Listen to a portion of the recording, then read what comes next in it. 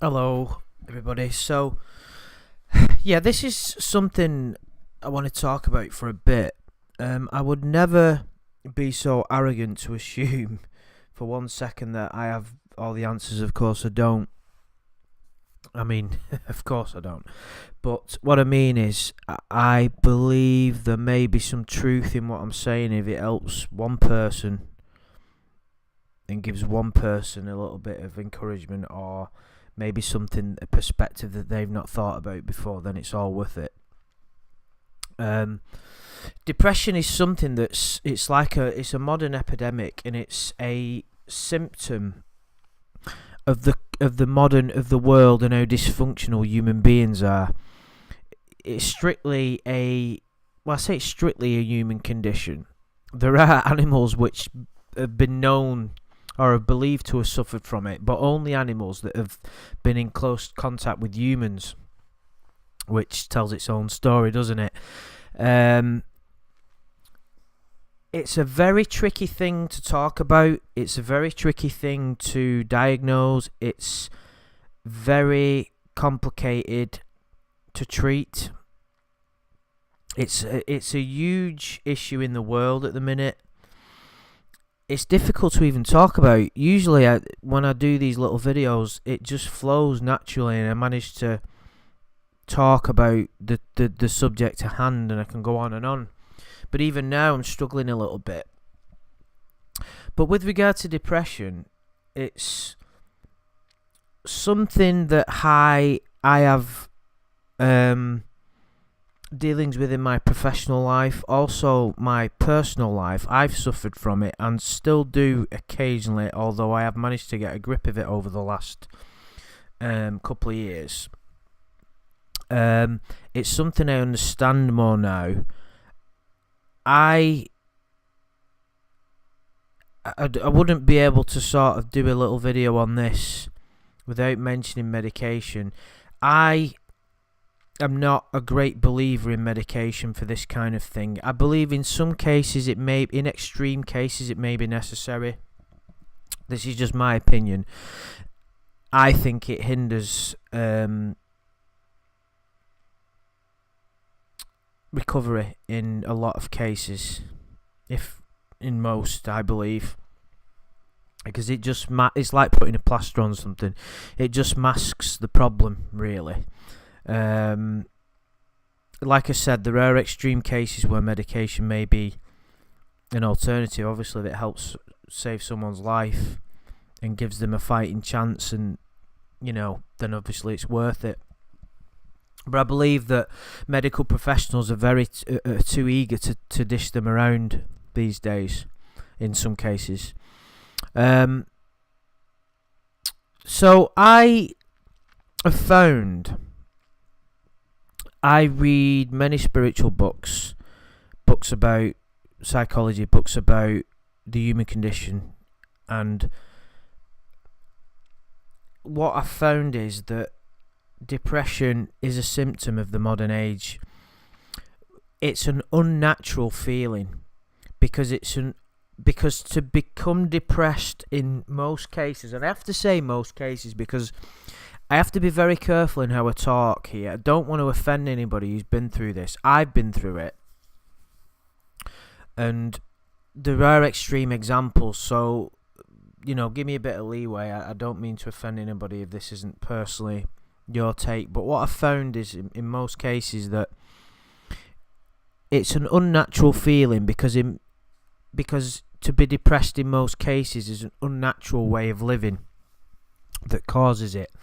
For instance, 200, 300, 400 years ago, I believe depression would have been at a minimum if it existed at all, because basically what you're doing, you're living to survive. In other words, you haven't got time to be depressed. You wouldn't have had. It really opened my eyes when I went to Thailand on a recent holiday. Over in England, where I live, mental health and depression is at an all-time high. And it's become a problem for the National Health Service. Now, the reason being, in a lot of cases, is because in England we have everything handed to most people. Everybody has everything handed to them on a plate. So, if you have low self-esteem or you're a little bit lazy, and being lazy is something I'll talk about a little bit later. Over in England, if you are lazy and have no self-esteem and basically you're in need of a good kick up the backside, then you're stuck. Basically, you are given free education, you are given free money, you are given free home, you are given you can get free food. There's food banks and things like that. So basically, you could survive on the money that you're given. You could get broadband, internet connection, and have eat crap food, get very cheap clothing. You would have enough for what, not an affluent life, but I don't know if it's comfortable. But in other words, all your basic needs are met. So what would you then do if you didn't have anything to get, nothing to motivate you? You become depressed because your life has no purpose. When I went to Thailand, there isn't any of that. In most places, if you don't get free food and free money and all that kind of stuff. I'm not 100% sure how the social system works there, but I do know it's nothing like England. So in Thailand, the locals don't have time to become depressed because they are surviving. If you sat on your ass like people do in England and watch junk all day and eat junk all day, you will die.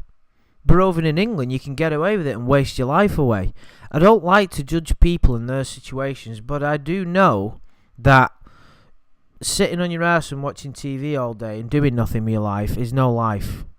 You're wasting. I sometimes think I'm wasting my time in what I do, but of course, we all watch a little bit of TV and have guilty pleasures, but so it made me realise that the locals over there, they don't have time to become depressed because they're surviving. But there will be depression in every country in the world. However, in a lot of cases, it's going to be for various reasons. I'm talking a more broader aspect. Like I said, depression can be brought on by someone who has been through terrible circumstances and has had terrible losses in their life, accidents, things like that. So like I said, I have to keep backtracking here because it's very important that anybody who's listening understands my perspective. But with regard to the perspective I'm talking about, in most cases, depression, is brought on by a way of living. And what you've got, let's just say you're depressed now, you have to look at your whole life as a whole. You have to look at everything and figure out what it is. Why do you feel like this? So, first of all, the most important aspect, one of the most important, I'm sorry to be patronising, but it is worth mentioning because some people don't realise how important it is. It's how you eat. So, scrutinise your diet like you've never scrutinised it before. What are you drinking? Alcohol's important, but we'll not talk about that today. Are you drinking enough water? Are you getting enough vitamin C? Are you eating enough natural products? Is all you doing drinking Coca-Cola and eating pizzas? What is your diet? Are you getting enough vegetables? Are you getting enough greens? Are you getting enough food? Bright foods. Any bright foods is good. Bananas, things like that. So that's number one. You have to look at your diet. It's mega, mega, mega important. Omega-3 as well is good for depression. That has been proven in some cases to help and even cure depression. It's got some chemical properties which I'm not versed to give a full explanation about, which help serotonin in the brain, things like that. So that's mega important. Exercise, another thing, hugely important. That is probably one of the most important thing that helped me when I was depressed, is working hard at the gym. I train. I don't exercise as much as I should, but I do it enough. 4 or 5 times a week I do intense exercise. Because if you think about it, as we're meant to exist as human beings, we're meant to do exercise. Our bodies are used to us going down to the well and carrying loads of buckets of water to survive. And when you're not doing all that, when you're sat on your ass, you get lethargic. And we're not that far away from, we're just a few hundred years away from when we used to spend our time carrying buckets of water from the well, and that's what we were meant to do.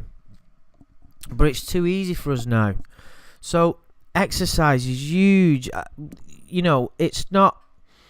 There's many physiological reasons why it's good for you and good for depression. I'm not going to go into it because I'm not a scientist, in case you haven't noticed. But it just helps your body in so many ways. It gives you a bit of a buzz. It releases endorphins when you exercise, which make you feel good, because it's basically your body is thanking you in a way. It's saying, cheers for that. I needed that. Because your body is a machine, and you need to treat it well. And it's gonna have side effects if you don't. There's gonna be health problems, mental health problems. That is enormous. And you don't have to do I do a bit of weights and a bit of running, and I play badminton, things like that. You don't have to do weights. You don't have to do things like that. There will be some kind of exercise. Even if you have a disability, there may be something that you can do. Some part of your body that you can exercise intensely. So that's huge. Another thing is having goals. You have to have goals as such, but you have to have a purpose.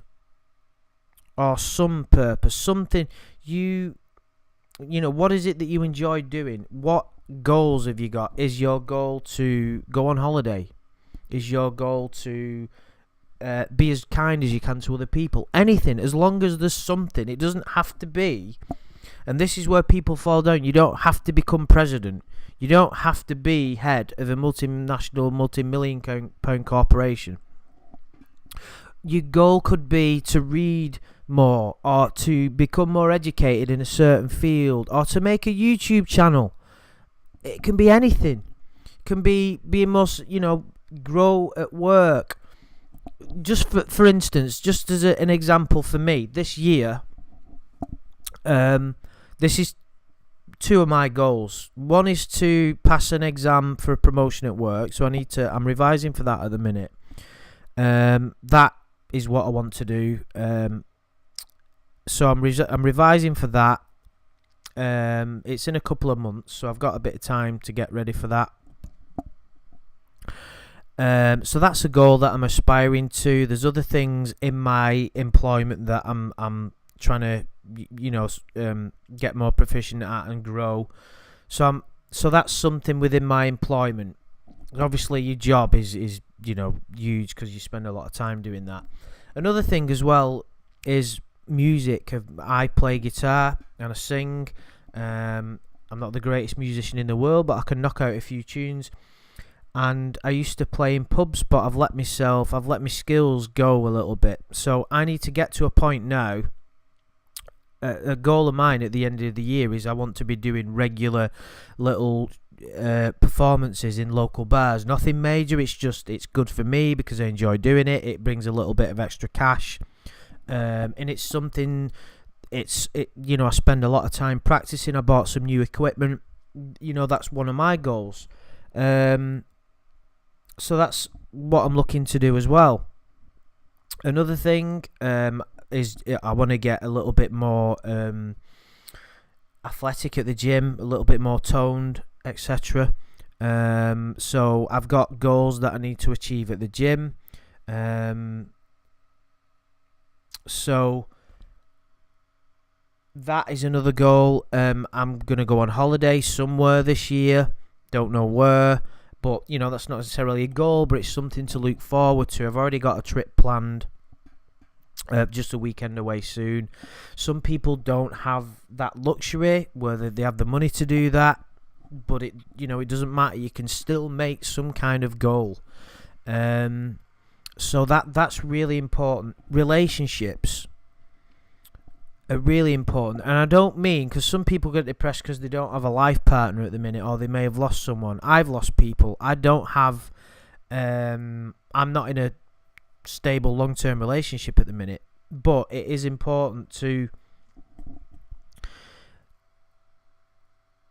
have the right people around you in your relationships. Figure out who the people are around you that are positive.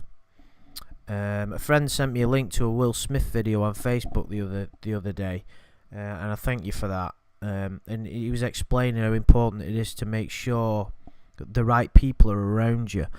Even if people are bringing you down and your family members, you've got to get rid of them, because your state of consciousness is key. Make sure that you've got the right people around you. Don't let anybody ever put you down, ever. Forget the insults and remember the compliments. Never let somebody... If someone wants to put you down, you've always got to remember that they are the ones that are deficient. If someone else needs to put you down to make them feel better about themselves, you need to pity them and just smile. And it's a line in a Sting song which I always remember, and it really kind of means a lot to me. I think it's Englishman in New York where the line comes from. It says, "It takes a man to suffer ignorance and smile. It takes a man to suffer ignorance and smile. Be yourself, no matter what they say."